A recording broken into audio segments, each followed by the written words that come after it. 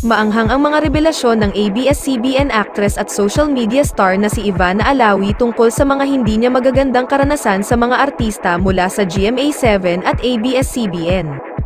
Ibinunyag ni Ivana na may kapuso stars ang nagmaldita sa kanya noong nagsisimula pa lamang siya sa showbiz.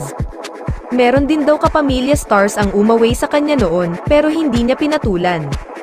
Ibinahagi ni Ivana ang mga revelasyong ito sa kanyang vlog nitong July 18, 2023. Tinanong si Ivana tungkol sa nicest GMA artist you worked with. Noong baguhan pa lamang si Ivana ay nakagawa siya ng ilang TV projects sa GMA Network. Sabi ni Ivana, hinding-hindi niya makakalimutan ang kabaitan sa kanya ni Barbie Forteza. Si Barbie Forteza, hindi ko siya malilimutan kasi madaming moldita sa akin nung nag-start ako sa GMA. As in maraming masusungit, alam mo yun, sabi ni Ivana, sabay turo sa nanay niyang si Fatima Marbella. Pagbubunyag pa niya, ayaw tayong bigyan ng pwesto, ayaw din kaming bigyan ng pagkain, sinusungitan kami nung mag-ina, basta marami. And then, ang pinaka naging mabait sa akin na hindi ko malilimutan, hindi ko pa siya nakakausap after, pero si Barbie Forteza.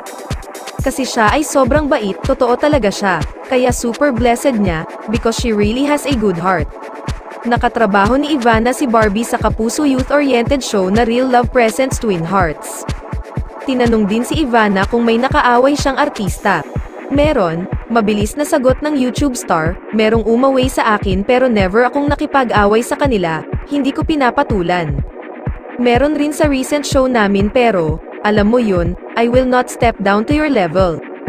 Kung gusto mong makipag-away, mag-isa ka, pero hindi ko siya kakausapin, hindi ko rin paplastikan. Hindi binanggit ni Ivana kung anong recent show ito, pero si Ivana ay contract artist ngayon ng ABS-CBN.